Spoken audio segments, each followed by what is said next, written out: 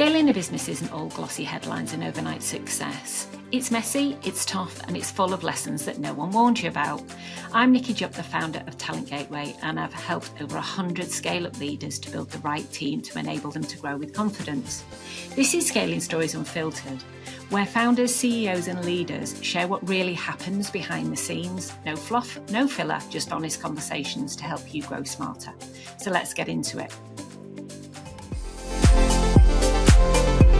You hire very carefully, so you make sure that the culture that we have, our culture is very specific to Pirkx, and I'm sure there's commonalities with others, but I can feel a Pirkx person, and then what you have to do is turn that into practical. We have some very set job interview questions, and they're aimed at testing whether someone is nice, which of course is entirely subjective and almost Today, I'm delighted to be joined by Stella Smith, an award-winning fintech entrepreneur and passionate advocate for workplace wellbeing and inclusivity. Stella is the founder and CEO of Pirkx, a pioneering platform making affordable wellbeing benefits accessible to gig workers, freelancers, small business owners and their employees. These are groups that are often overlooked by traditional corporate benefit schemes. Stella's leadership has earned her recognition on the LDC Top 50 Most Ambitious Business Leaders list, the Accelerate Her Technology Awards, and the Innovate Finance FinTech Power List.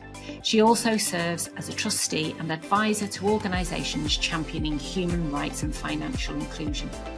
Today, we'll dive into Stella's journey from finance to tech entrepreneur, explore the challenges and breakthroughs of building Pirkx, and uncover her insights on leadership, culture, and scaling with purpose.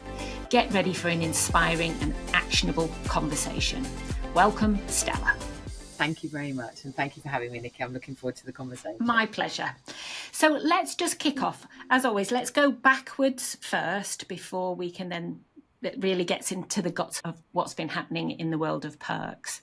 Okay. So you didn't take the traditional route from school, leaving at 16. So tell us a little bit about those early years. Of course. So I think I had a sort of different home life that meant that I went to a very good grammar school, and then I left school at 16 and I went to work full-time in McDonald's. But I was a hard worker, and then I went to work for a bank out in Twickenham as a data waste clerk.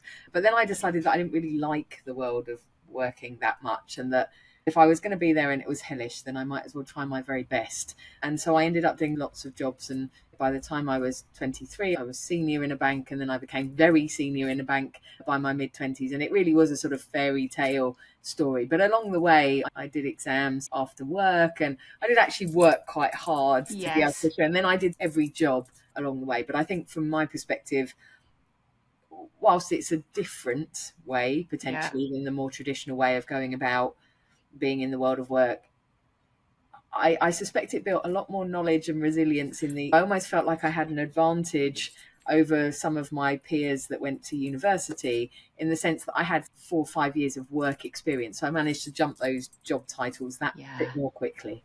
Yeah. What was the initial, at 16, to make that choice, to not do as others are doing? Is quite, I don't know if the right word's brave, but how would you describe it? And what gave you almost the guts and courage to do that? Do you know, I don't really think I had any other choice, if I'm honest with you. So I think I had a sort of home life circumstance that could have allowed for it, but the mindset wasn't there. The mindset was, I want to go out, I want to earn money, I want to get myself a house or a home, and I'd like to go and do all these wonderful things. And I was also a bit naughty. There's a sort of, whatever my teenage is, I think I don't have a teenager yet. I will be one day with my daughter, who's only 7 at the moment. But I think in those teenage years, I definitely liked clubbing more than wanting to go to university. So I think there's probably a little bit of stubborn teenager, and I suspect a lot of it was symptomatic of all the things that came before. So it's probably that drove it. So clearly you talk very candidly and humbly, that isn't surprising, about quickly scaling the traditional sort of career ladder, certainly in that sort of that wealth management sector. What was it that happened that really planted the seed for Pirkx? And for those who are listening, I've obviously done the introduction about what Pirkx is all about, but let's hear it from you. So look, I think that there were two parts to that question. The first was how you progress very quickly through the traditional sort of wealth finance arenas. And I guess from that perspective, I was quite a pushy kid. And I thought, I'm very lucky that my mum and dad gave me the ability that I thought I could do anything I wanted to do in life. As long as I worked hard, in my head, I still think I could be a 100-meter runner, even though clearly that might leave a little to the question. And I did things like every 3 months, I had quite a structured plan as to what I would do and how I would irritate to try and get action or output. So, for example, I wrote to the partners, or I remember very clearly writing to the partners a note saying, dear partners of Force Bank, one day I'd like to run your bank, or I will be running your bank, and I think you need to think about children's accounts in this way. And I think I was always full of ideas, and I took action. And I think if you take action, you turn up, you're on time, you're diligent. I did all the right sort of things, but then I also every 3 months at least would do something additional to try and push that on, and it became very accelerated. That's interesting.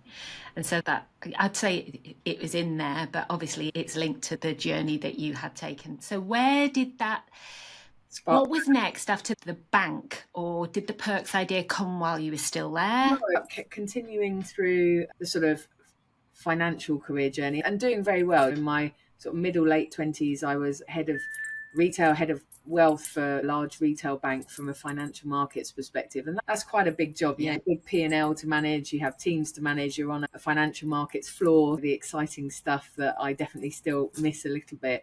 And it was actually back in 2008-9 when the crash happened that I ended up being paid to stay at home during the process, and I'm not lazy. So lots of little business ideas, friends with things would happen. And then when I went back into the world of work and I became a chief investment officer and I did lots of other things, those little businesses never went away. And so that's really where Pirkx began, is those little businesses during that crash, that friends coming to you saying, I've got this idea. My cousin came to my house and fixed some light switches, and then we ended up with a little building firm, and all things around friends and family, nothing particularly big or special.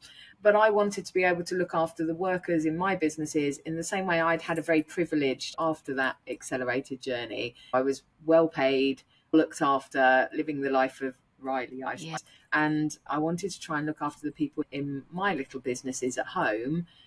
And I couldn't find those benefits that had been given to me as an investment banker for my team, essentially because they didn't want to deal with smaller companies or individual people because it wasn't cost effective, or indeed they just weren't available to a sort of individual audience or a smaller company audience. So what happened from there? You had that desire. People have these ideas, they're motivated, they want to help. How did it go from that desire to... I think, or one sort of common thread in my story is I do take action. So I think there's a point in which in life, if you take a step or you do something, you set off a series of events. So often when I get asked to speak, or I'm in a sort of coaching maybe a younger person, which happens sometimes in my career, other people come and ask for a bit of advice. I think the biggest bit of advice I could give is do something. It might be wrong, and you might have to ask for forgiveness afterwards. But ultimately, so many people sit and talk about business ideas around the kitchen table. But actually taking the first step, and often those ideas feel like a really big thing. But actually, it's probably just sending an email to someone to kick it off, or making a phone call, or doing a little bit of research. And I think just sometimes saying that thing out loud to somebody else and then taking an action means you start a series of events. Obviously, making it successful, doing what takes a bit more than that. But I think that first step, so I think that's the common thread, is taking action to make something happen.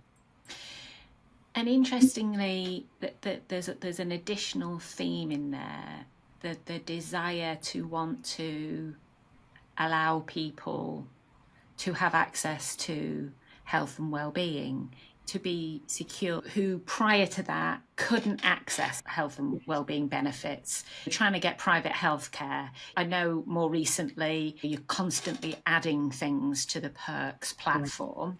You not only have the Pirkx, the entrepreneurial element, human rights and inclusivity is a theme that runs through you as well. We'll talk about the Pirkx growth journey in a minute, but how does having that innate in you, that desire to want to influence for the better, how do you build that into the DNA of a business? I think it's multifaceted. So I think the first thing is, it's a very basic thing about being kind. I don't know, my mum and dad brought me up to be kind and think of others. And I think the starting point of Pirkx was, can we find something to look after people? And I think that's remained a common thread. So the very purpose of the company, ultimately, what we've done is build a piece of technology that gathers together a group of people that were historically left out to be able to deliver it. And I think the human rights element, I was very privileged that I sit on the board of RFK Human Rights UK, it's called. It's Bobby Kennedy, who was JFK's brother and unfortunately also assassinated. I got to know his daughter Kerry Kennedy, and I'm very lucky to sit on the board of that charity. And the Declaration of Human Rights, I'd never sat and read the Declaration of Human Rights, and it just feels for me as if in my journey, so personally, the first sort of element, I've learned a lot. Kerry actually explained it to me really well. I'd always put human rights into the bucket of, wrongly, there's a terrible disaster somewhere in the world, there's no sanitation, I should donate something to try and help. Yeah. But it always felt like it was over here and my life was here.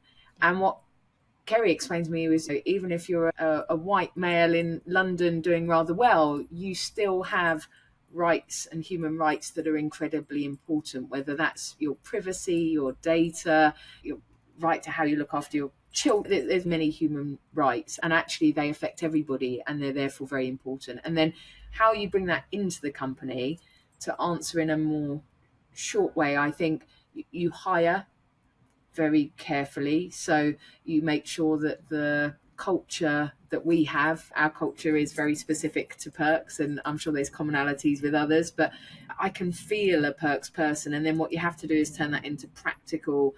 We have some very set job interview questions, and they're aimed at testing whether someone is nice, which of course is entirely subjective and almost for example, the first interview question we always ask is, can you tell me what the 3 most important qualities in a human being are? Yeah. And inevitably what happens is the person answers with the 3 things that they are. So it gives you a little insight into their character or personality. And often if kindness is one of those, you find more of a Pirkx fit. And then more practically, I think it's about how we deal with our suppliers, our customers, how we think about doing what we do. And I think I've ended up, I didn't start that way, I started in a bank, but I also believe that a bank looks after people. It's ultimately about looking after money. So I think there's a bit that's self, there's a bit that's company, and then it's about putting in the practical processes in terms of hiring, managing, what you do and how you do it every day with all of your stakeholders, that brings that thread or feeling to a company. That's quite interesting, and it'd be interesting to get your view. I wonder whether you then attract those kinds of people, ultimately, because you treat people kindly, you hope that ultimately you're going to attract kind people. I think there's something about the Pirkx mission. You know, we're very lucky to have had some very significant individuals with huge experience, far beyond mine, come and join the Pirkx mission, yourself included. You've definitely liked a few of our social posts and championed what we do. And I think we're so very blessed that so many people do that. And I think ultimately Pirkx does a nice thing. And yes, I think it might be self-fulfilling. I think if you do a kind deed, then not always, but more often than not, that's reciprocated. And I think if you therefore have a business with a mission within it that ultimately is about getting doctors and counsellors to people for £4.50 when they're inaccessible at the moment, whether you're a low-income household or a higher-income household, actually with the issues we have with our backdrop at the moment, that can be very difficult. And I think Pirkx answers that gap, and by doing that, people want to get behind it by virtue of just it's a really nice thing to do, as well as it being exciting, because commercially it's obviously exciting too. Yeah, absolutely. Just a question around the sort of the people that want to be involved. Dan Cobley, who's ex-Google UKMD, joined as chairman. Yes. And you've worked with the likes of Deloitte to help develop the strategy. How did you attract such high caliber partners? Yeah, I think, and at the moment we're part of KPMG's program in terms of our latest funding round, and it's not just Dan and Deloitte, there are many more that we have been lucky enough to work with. And I think it depends on, so first of all, I think we ask. We actually did a campaign a couple of years ago called It's Okay to Ask for Help. And I remember that. I had my T-shirt. Exactly. And I think people often like to help. It makes me feel good if someone comes to me and says, can you help me? And then I help them and it goes their way. It makes me feel good selfishly. Yeah. So I think we are brave at asking for help. And I think that we are quite sensible about thinking about who will help our journey most. So I don't think we see a barrier in terms of this feels aspirational. I think we ask anyway, is the short answer. And like you say, taking action then will lead to maybe if they say no, what did you learn from that bit? And then you ask someone else. I also think we don't ask someone directly to do anything for us. What we tend to ask for is help, or in terms of wisdom or advice. But then when you have a individual Dan is the most awesome chairman. I can't rate him highly enough. He's been phenomenal in our journey. And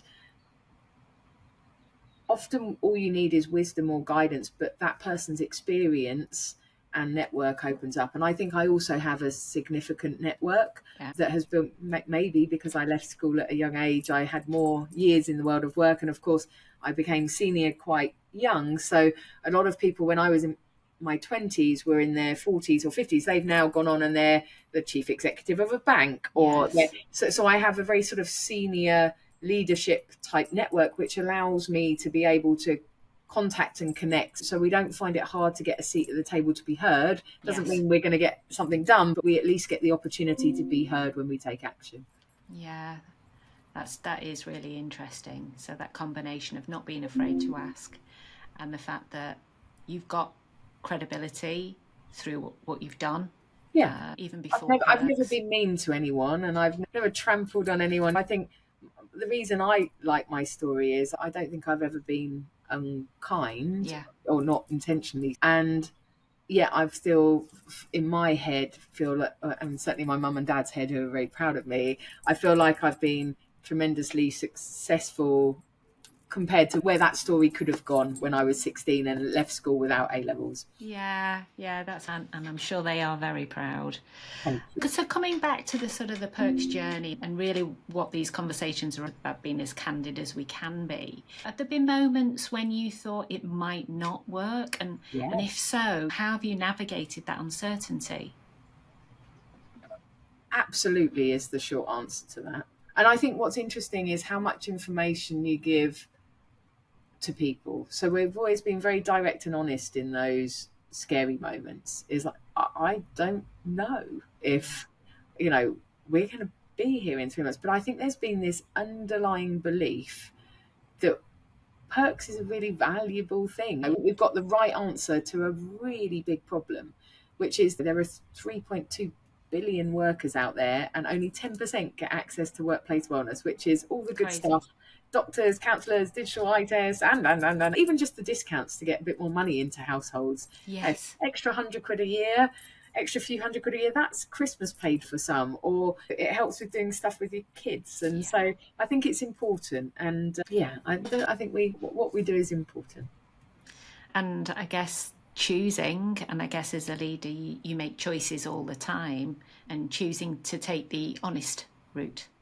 Yes, and I think that helps back to the original part of the question, that helps when times are tough, because I think if you ask for help and you take action and ask for help and you're very honest about where you're at, then you tend to find people help you. And there's definitely been times where I work insane number of hours per day. As you well know, Nikki, I've got a piece of wood across my desk where I've slept when I've done too many hours to roll back onto my desk underneath it the next day. And for some people, that's incredibly unhealthy. I understand that. For me, it felt like a necessity to get the job done at the time. But I think you have to find that resilience. And my dad, my answer to that is actually from my dad. And I turned around to him, I'd smashed 3 discs in my back, which is incredibly painful. 2 had popped, but 1 took out my right arm. And when you're a CEO, you don't really get the choice as to whether you come to work or not. You can't really be sick. You can't really take a day off. I didn't have very much holiday for the first 5 years of Pirkx's journey at all. And I said to my dad, I was like, Dad, my job is horrible. And he looked at me and he said, pardon? I'd never said this before, in all of my pardon. I said, wow. I was like, what do you mean? I was like, it's difficult. And he said, Stella, if you don't give it a go, you'll never know, will you? And that's all he said. And I took that and I thought, do you know what? You're right, Dad. And if anyone can do it, I can do it. And if I'm going to sit in my seat, then I might as well do my best. And there's absolutely no point in being miserable or being stressed out about it, because that doesn't get anyone anywhere. What it does is make me miserable and stressed out. So I'm just gonna give it a go. And I think it's very lighthearted. It was a very sort of short statement, but for some reason, that little statement from my dad just tackled the worst days of Pirkx in my mind. And that's all we are all doing, really, isn't it? Aren't we just giving life a go? And we can only do our best. And if our best isn't good enough, then so be it. And I'm sure we'll go on to do something. But I think I'm very pleased those times are behind me. And I'm sure there'll be times in the future. But it's a scary thing to do. I wouldn't recommend it to my child, is the short answer. That was going to be a question. I really? Just thinking that's leading to a question there. And let's ask that question. Yeah. If your daughter was to come up with an idea, you just said, I wouldn't recommend it to my child, but would you? Of course I would, because I won't stop her from doing anything, and I'd use all of my networks and contacts. But it's not one that, there are some horrendous stats, and I'm probably going to quote the wrong stat, but it's something like 1.5% of all the capital deployed into technology companies, of which that was billions, went to female-founded firms. 1.5% is horrendous. It's bonkers, isn't it? And do you know, I've always just got on with my job, and I don't feel, maybe I do feel that day to day and I ignore it, or I'm very lucky I'm one of those people that has managed to found and raise significant amounts of capital. But I actually find it abhorrent as a stat. I think that how can my job be, whatever percentage it is, it's definitely less than 98% more difficult than my male counterpart. That's absolutely crazy. And so that would be my reticence in recommending it to my daughter, darling. I think that's a really tough environment to send your child into, when of course they're the most precious thing on the planet to you, and she can do no wrong in my eyes. I'm completely smitten with my kid. And so let's just unpack that a little bit whilst we've touched on it. A couple of things you said in there. So for me, the female founder bit, is there anything, if you can reflect, that you think causes it, and anything that founders and people who are listening, anything that we should be thinking about that we can do to change it? There are, and I've been party to, given my career, I've been party to so many amazing female initiatives in the space. But do you know what the most horrendous thing is? Is the stat is worse in 2024 than it was in 2023. Yeah. So those things I think are important, but they're not working in terms of changing the stat. And there's this amazing Invest in Women task force that's been released, and some money released. It'd be great to see what they do. I'm ever hopeful that will make a real difference. But I genuinely feel that the difference is write a check. And having come from the investment world, raising capital world, obviously now having my own scale-up company, I would just encourage everyone to write a check where they can, for investors, obviously not everyday people, but the way everyday people can help change that story for me as a female founder is they can sign up to Pirkx and buy our product. That changes our outcome, because you don't just have to raise capital. If you sell more of your product, then you become successful that way. Everyday people can help us by doing that. The way that investors can help is, even if our business was terrible, write a check for 50 quid instead of thousands or obviously millions as we've raised, but just write the check. And I went up on a stage not too recently and I did the normal pitch that you would normally do. And at the end I said, just write a check, because I don't want that for my kid. And if you've got a female child, if you have a female niece, if you have a female friend that you care about, you don't want that as a landscape. And I don't think we as society should want that as a landscape. So change it. And the only way to change that number, if we actually drill down to it, is to write the check. And I think the cause, which is a much bigger question, I think it's just ingrained so deeply at so many levels. At that very same speech, there was a male VC stood up and talked about the amazing things that venture capital company were going to do for female founders. And then at the end of the speech, he actually said something along the lines, it's the first time I've ever heckled, but he said something along the lines of, but VCs will be VCs and they're always going to invest in white psychotic males. So we can't change that. And I just thought all of the noise that I was smiling at for the first 15 minutes of that speech, and then you make that statement, and therein lies the fact that he is part of the problem. And I think it's so ingrained into the individuals that sometimes there isn't the visibility within oneself. We all have unconscious bias. And I think, learning by sitting on the Human Rights Board, I've learned even more about unconscious bias, and I will have lots of unconscious bias just like everybody else, but trying to be very aware of that in the way in which we interact. And so I think that there's a big job to change, but you could short circuit all of that if you just got the people to write the checks. Yeah. Great. Thank you. Really insightful there. So slightly changing in tack now. Yeah. Obviously, do my research. You've said that listening to your customers changed Pirkx' approach. Yeah. Tell me a little bit about that. I think that ultimately, when I built Pirkx, I didn't know what I was doing. So I obviously had a sort of senior financial services career. I now run a wellbeing HR tech platform of some note. Yeah. So I think we had to make some guessing games at the beginning. How on earth do you solve wellbeing for everybody? We took it back to my nan used to give me the dictionary to read as a child. And the dictionary definition of wellbeing is the state of being happy, healthy, or comfortable. We then therefore, our job is to make someone more happy, more healthy, or more comfortable when they interact with Pirkx. We're all entirely different. There's loads of diversity. No one's the same. Different mental and physical health backdrops, different values, different levels of household income. How on earth do you get an app that does it for everyone? And what we did was then break it down into sort of your health is what are the big categories that can move that for every human being? So we have health, which is physical, mental health, wealth, your financial well-being, reward and recognition, learning, and whether that's playing the guitar or doing a health and safety certificate course. And then, of course, looking after the sort of planet and your family, because if I look after your 3 children, you're probably going to be more happy with me than if I look after you. Yeah. And so we broke that down. But then I think, so you have to guess at the beginning, but then it's so incredibly important to have those feedback loops from our customers. So we have so many parts of our service that's come from customer feedback. So obviously we have feedback from our team internally. We have what we call Claire buttons. Claire, who's our head of customer, often it's user error in terms of, but if Claire's going to make the user error, then our customers will probably make the same user error. So we have so many Claire buttons that's unreal in the site, which is and obviously we use the wonderful science of user experience. So we have UX and UI designers and behavioral scientists that help us make it more intuitive. But I think fundamentally it's about listening to what the gaps are. Small businesses, micro businesses, the self-employed don't get access to these services until Pirkx came along. Yes. And we do it affordably.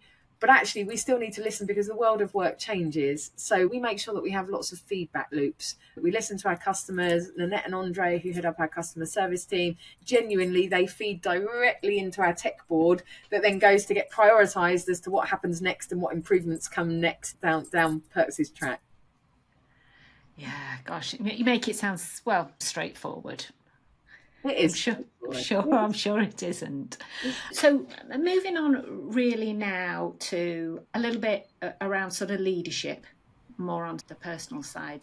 You're a trustee, you're an advisor, you're a founder. I could go on. So you wear many hats, and you have touched on the fact that at times, hopefully not too often, you've slept in the office. But how do you prioritise your health and well-being and split your time amongst clearly all the priorities and things that you care about? I think, look, I'm sure for most people, family comes first. I have my daughter. I co-parent with my ex-partner. I have a new partner. So I want to see my daughter. I want to see my partner. I need to make time for that. Those are the things. And I want to see my family and my friends, obviously. Those are the things that make me truly happy to the nth degree. But it also makes me truly happy to do my job.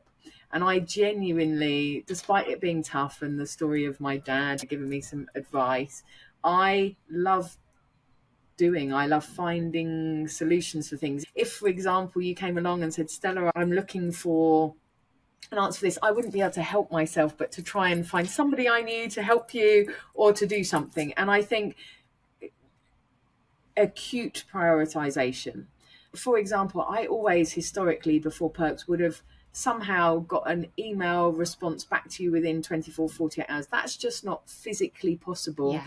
Even with an EA, I get the volume of emails I get. There's no way. And of course, I also still like to answer them personally, but I can't do that. And so I think you have to learn to let go of some of the things that you've held dear all of your career to get you to that point of being successful in finance, for example, and you have to let those go. It's okay if I don't reply there are some emails I don't reply to for 6 months. I never file it, so it stays there. And I genuinely have written emails that said, I'm terribly sorry for the delayed reply.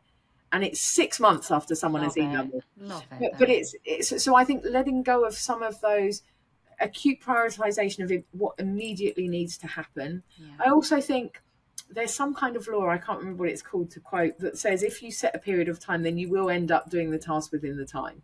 And I don't know whether it's Williams' law or I can't remember what the name of the law is, but there's a law that says, or one of these studies that says, if you set a time period, you will end up doing it. I love doing different things. It keeps my brain alive. I can see in the future that I'd love to sit on more boards and do more things. And what you find on boards, which I think people don't talk about, and I'm sure the boards that I sit on probably won't appreciate this as a statement, but number one, you have fiduciary responsibility. So that's your key one, is that you're compliant, that you're abiding by regulations.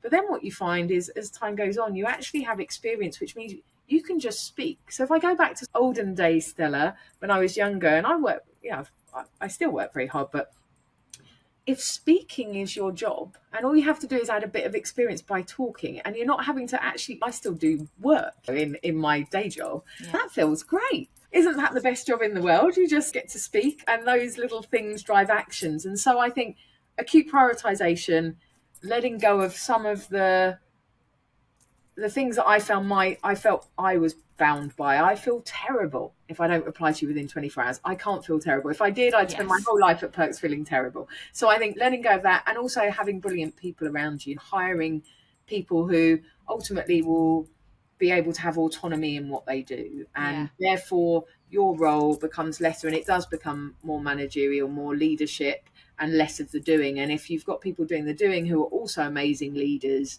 then, just get the job done, I think. So again, just picking out that question, you've mentioned hiring a couple of times, which we spoke about it around sort of culture, some of the questions that you ask in your hiring process. When you were expanding Pirkx, obviously started off with you, then who was next? When you've expanded the leadership part of the organisation, because ultimately that's what will then drive the business. What were the priorities? Who did you hire first? Not necessarily names, but roles and why?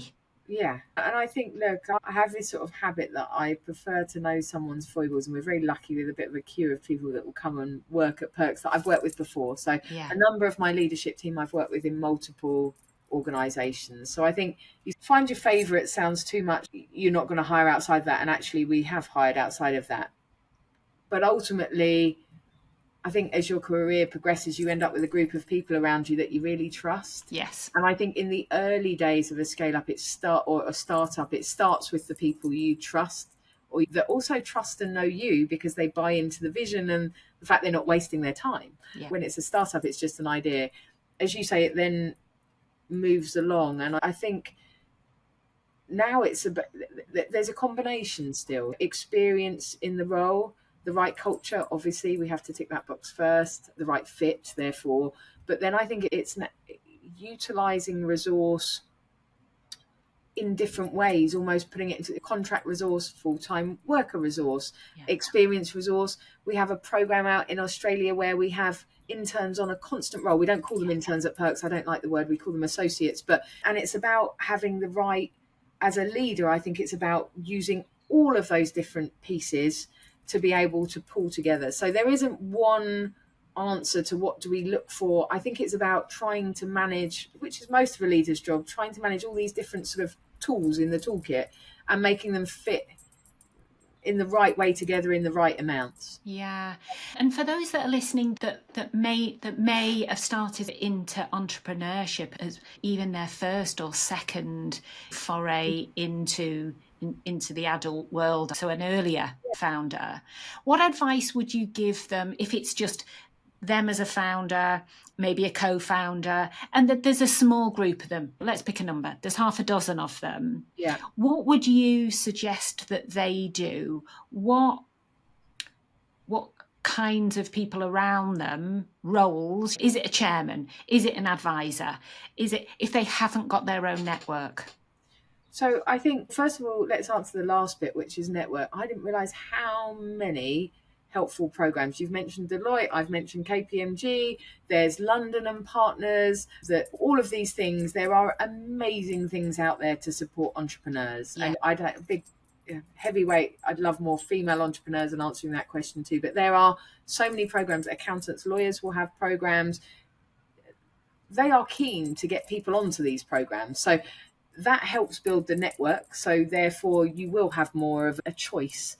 I think my biggest advice, if it was a company with 6 people, is don't go and hire lots of people immediately. Think very carefully about how you get the value. And for me, it's nice to almost see the value, try before you buy. And I think, for example, we will probably hire an accounts assistant in the next 6 months. Before we do that, we'll probably get a contractor in at a slightly higher level to come in and do a big sort out to actually articulate we truly need that resource. And I think the hardest thing as a founder or as a CEO is that you carry a wage bill, you carry the payroll as your responsibility, and to increase that when you're at 6, I just think it's important to think very carefully about that.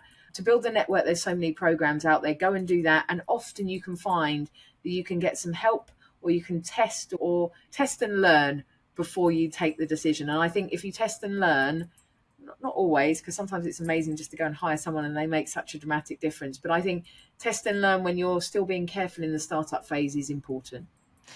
And sort of sticking with that theme, and it's just a question that's popped into my head, have you made any more at a senior level, have you made any wrong choices, and what was the impact of those? In terms of people? Yeah. Luckily not so far. Is the short answer. Luckily not. I think here's a better answer for that one, because the Pirkx employees, it's not just the Pirkx employees, our contractors, our suppliers, genuinely, they are all amazing, and they have been so supportive on this journey. It's a humble thank you, and I can't say thank you enough. But I think having the right processes internally to be able to deal with things not being right, so having more developed internal structures and processes. Pirkx actually operated from the very beginning as a larger company. We had sensible filing systems. We were very compliant. We had all the regulatory things. We operated as if we were, because of our corporate background, the corporate discipline from the very beginning. And I think we're very lucky that we never had any issues. But if you do have issues, then you're okay, as long as you've got the infrastructure there to support. And even what we do, that's why I tell everyone to get Pirkx as a smaller company. Even if you're small, Pirkx has the counsellor in it. If you have a mental health issue in a smaller business, it's really hard to handle because you want to look after the person and help, but you're often very stretched. Any startup, I can't believe, is not stretched beyond belief. Pirkx is £4.50. Put it in, obviously, because you want to do the right thing and because it's amazing and everything else, but also just from a infrastructure point of view, it's really important. So that would be my answer to that question. Is thankfully no. Great answer. And it's interesting, actually. that element of having the corporate background, because in our business, because both of us the leaders come from corporate world, we've often thought, oh gosh, we're putting all these systems and processes in place. You think, is it a little bit overkill? You've got to balance it clearly. But actually it does give you that sense of, okay, we know what we're doing. I think humans like structure. I don't know for the two of you, but having that structure makes it feel like a real thing rather than just talking about things. I think if you have that structure, and then you also have the ability to manage within that. And I think human beings like that sort of security of sort of knowing here's the boundaries. And then I think the going forward as building a new company, you try and remove the boundaries in other parts, but have the infrastructure to fall back on if you need it. Yeah, and I think then it helps, and we certainly found it, as you then grow the team, it's easier. Yes. Because you have clarity. Obviously, everything else is going on, but, you know, that's one of the things that you can say, good on that side. Quick fun question. If I was to ask your team, what's Stella's superpower, what do you think they'd say? Probably to inspire them to act, I guess. They might not say that. They might say she talks too much and she tells us what to do too much.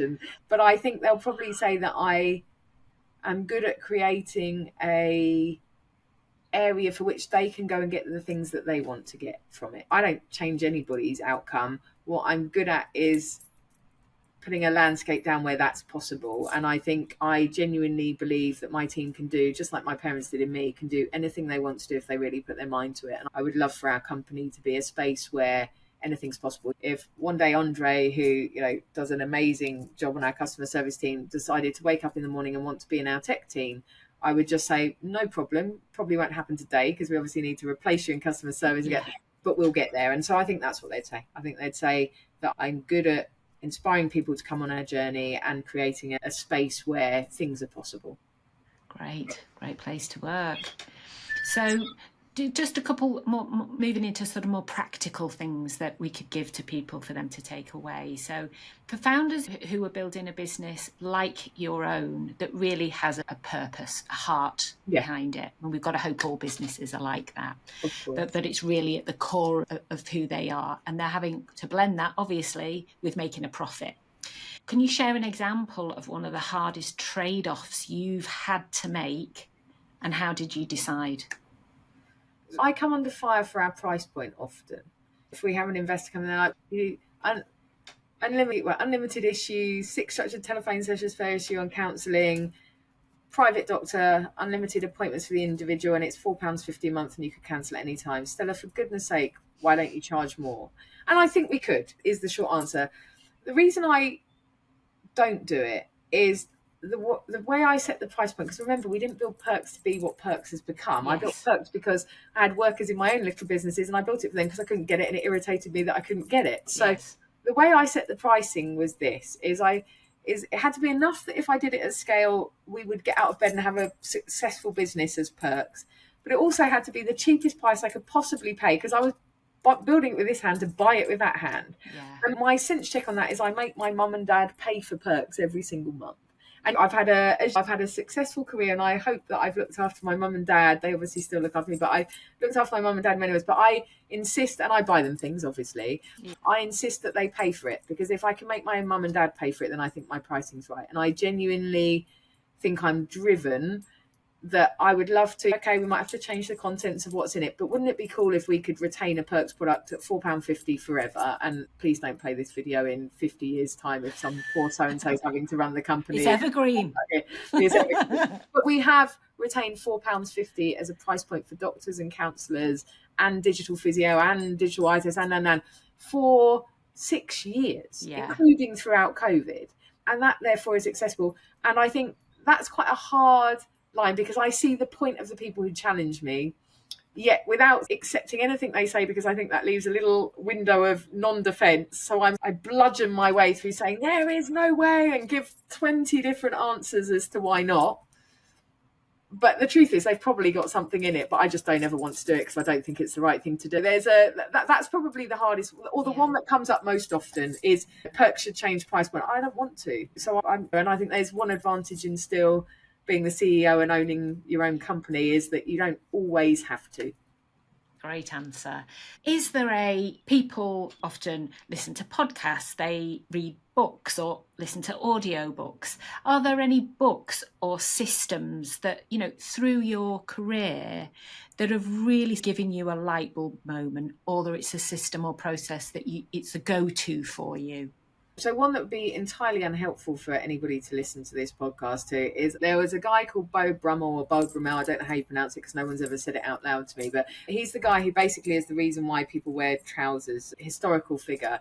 And there's a book called The Ultimate Dandy by Ian Kelly. And I think it's the most dry, awful book if you can make it through the first sort of three. But I like history. I'm a bit of a geek. It tells about old-fashioned London, and I'm a Londoner, and so on. But if you can get through it, it's about the power of perception. And I think the power of, so any reading on that. So that's probably my favourite book of all time, I suppose, alongside some of the more trashy Patricia Cornwell crime novels and things that I might read alongside. Dan Cobley gave us the Cialdini principles. That sticks with us. It's about the reasons why people buy, what persuades someone that's worthy of a look. And certainly I've onward quoted Cialdini to others that I've then coached. So Dan passed it to me, I've then passed it on to others. So that's probably the one that I've taken most, whether it's just I remember the name and I like the sound of it. It's definitely helpful stuff in there.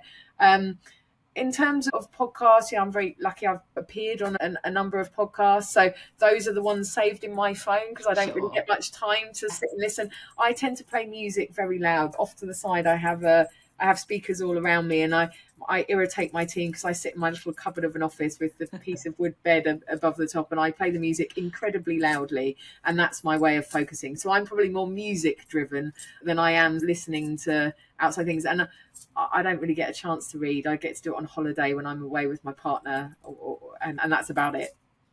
Fantastic. We're getting to a close shortly, just a few more questions. So looking back, just take a breath. What's one thing that you might have done differently when you were first starting off Pirkx? And if there is something that you would have done differently, why? I think there's many things that I would have done differently. I'm really glad we did it as we did it, and that's where the story is. I think that I hired probably too many people after our pre-Series A. I think I should have taken my lesson that I just shared for the sort of team of 6. I think the test and learn, you get overexcited and then you hire 5 people, whereas actually probably because you're excited and they go on and they stay on and they're still there. So it's not, but just being very thoughtful about not having anything until you absolutely need it. And of course that means pushing your own boundaries in terms of comfort, because it doesn't feel comfortable when you have so much work you can't do it within a day. But actually I think you should get to that point before you hire the next one when you're in the early part. So I would have, if I'd known sort of after the journey, I would have reverse engineered that in. We'd have ended up in the same place, but I think we would have done it in a more efficient and effective manner. So I would have changed that. What else would I have done differently? Oh, so many things. They're too many to mention. And I think that one is quite interesting, the hiring one, obviously because of the world in which sort of I operate day to day. That is one that I see time and time again. Yeah. And it's interestingly when we go in, even though our world is helping them to hire people, we're always slow down before you speed up. Yeah. But I think it's particularly if you're a first-time founder. Yes. Excitement is one thing, but you think the investors got the expectation that you need to do it all really quickly. And I think certainly in another podcast, someone shared a really great insight about it is about managing your stakeholders. And your stakeholders are many, but your investors are one. Yes. Of those, and if you can manage those and be honest up front, they will build trust in you. Yes. And they'll know you're going to deliver. But I do think that hiring one comes up a lot. And I think it's very easy because not often you'll have a sort of recruitment firm that says, I have this amazing person. Yeah. You also are feeling the pinch. You've got a team that has hired and need the help. Otherwise you wouldn't be hiring in the first place because you're with purpose and you're going great guns like this. So I think it's important to find the right partners around you to make sure that everyone subscribes to that. And so I think what you guys do in saying that is unusual. It's not the norm necessarily, in my experience. Yeah, and also I think coming back to a point you made earlier, it isn't always do we have to hire someone? There are other ways to, dare I say, skin the cat. Yes. In terms of, okay, we need someone to deliver X for the business because that's part of the plan. Yes. But could you use a freelancer? Yeah. Could we get somebody in on a short-term contract? There are many different answers, rather than often we see people jump to that, I need to hire, in some cases, several people quite quickly. And I wonder whether some of the changes that we've seen come out in last month now, because we're in May, whether that will impact people's decisions by virtue of the landscape in which we're operating in. I don't know. But I do know that if I had my time again, I could have batted a little bit more clever around how you go about things. But you have to learn, right? Yeah, absolutely. And you've got a good outcome. Yeah, exactly. And to your point, you've got to do something. So I guess I've got one last question. Okay. And that is, what's a myth that you would like to bust about growing a business, scaling it? A myth I would like to bust about scaling a business. Do you know, it's the mission bit. So when I first founded Pirkx, I saw a commercial opportunity. So I did it for good purpose and good reason, because I was building something for my team and my people. But then I saw, oh my word, there's 22 million other people in the UK. And genuinely, that was a huge commercial opportunity. What happens to you as a founder is that mission does go in, and you can't protect yourself from it. Yeah. You can't help it. You still keep your 50% of commercial. I have a big corporate background. I've still got all of that, and I like making things make money and be profitable and do all of that good stuff. But the mission bit genuinely gets in your bones, and you end up feeling remiss if you don't do it.